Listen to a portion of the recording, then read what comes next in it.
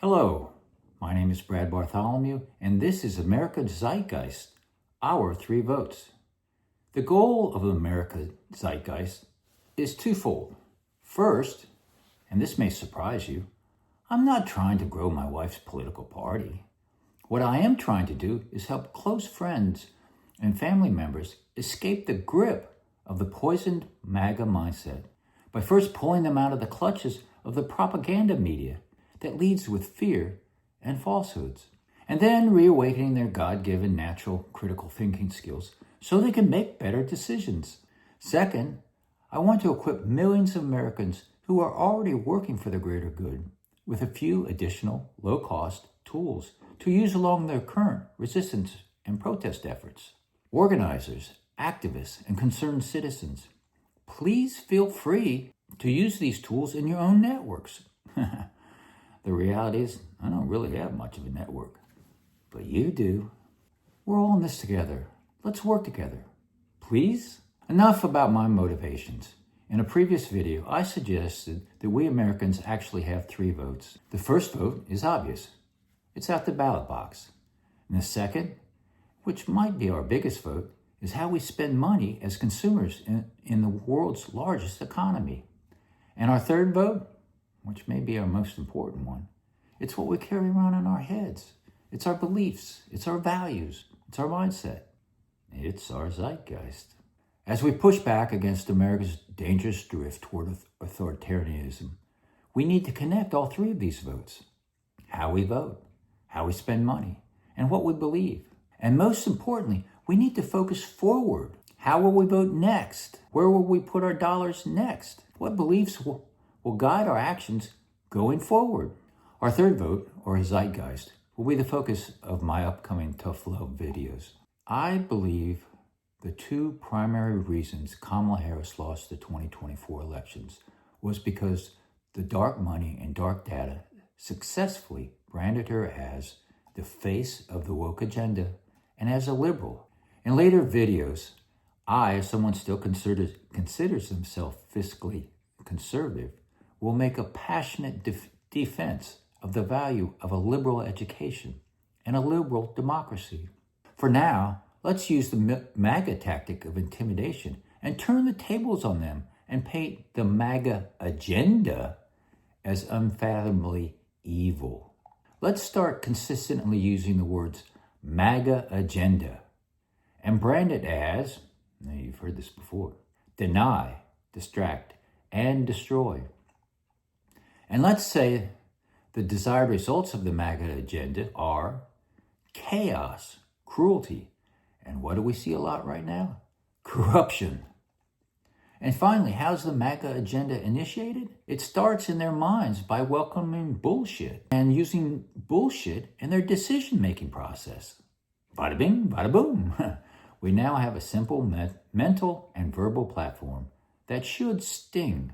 Okay, now that we have a mental and verbal platform, let's add some more tools and techniques that combine what's in our heads, how we spend money, and how we vote. There's things that we can do, and we need to get out in front of people and make sure that they understand how we feel about this MAGA world. The first tool we can use, it may be a bit old-fashioned, but I think it can be effective if we properly target. Let's write some letters. I think it'll have a great impact. You can look at how you spend your money and see if there's any big MAGA donors sitting behind it. Write them a letter and tell them you're not going to spend your money there anymore. Here are 3 letters that my wife and I have written. We wrote to the CEO of our favorite cruise line, which happens to be Windstar Cruises. Some of our happiest moments have been spent on the aft deck of the Windsurf, which is their largest ship, sipping bourbon, and at sunset, it's purest peace and joy. However, it is with genuine sadness that we share this. Due to your personal financial support of the MAGA movement, an effort that we believe is undermining the very fabric of what makes America strong, we can no longer in good conscience support Windstar or sail on any of your ships. Here's a second letter that I wrote, Chief Justice John Roberts. Will history remember the Roberts Court as upholding the rule of law, the U.S. Constitution, and defending democracy at this critical moment when our way of life is being attacked from within? Or will the Roberts Court be the Supreme Court that granted full immunity to the village idiot in the White House and welcomed and then instituted fascism in America? And we signed our names. We should be sending 1 million letters to the Chief Justice. The Supreme Court's got a very critical job right now, and we can all write letters. Write the letter the way you want. But I happen to write the letter in handwritten form. I think that maybe had a little more impact. I doubt he ever saw it, but I have 2 MAGA senators. I'm from Texas. Here's the first 3 paragraphs. Senator John Cornyn, Senator Ted Cruz. As a lifelong Texan and someone who proudly identifies himself as a conservative Christian Republican for most of my life, I no longer recognize the party that I once supported. The values that define the GOP, respect for the Constitution, personal responsibility, fiscal prudence, and global leadership, has been replaced by the toxic politics of the MAGA movement. Going forward, I will never cast my vote for any candidate aligned with the MAGA agenda. Regrettably, both of you have chosen to firmly stand with that faction. Here in Texas, the influence of Tim Dunn and the MAGA mindset is doing irreparable harm to the institutions that I deeply care about, including the Carroll School District, the South Lake City Council, and the Texas Legislature. Each of us can write a politician in their state is in the MAGA world and explain to them that you're not going to vote for any MAGA. When we go to the next elections, I think one of the things we should just do very simply, identify a candidate as either MAGA or not MAGA. In the past, they just labeled somebody the woke agenda and they voted against it. So now just label a person MAGA and tell everybody you're not voting for any MAGA candidate. Another way you could do it is put up billboards.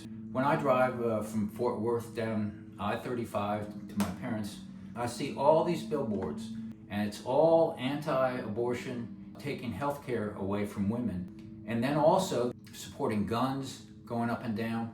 There's also billboards, Keep Texas Red.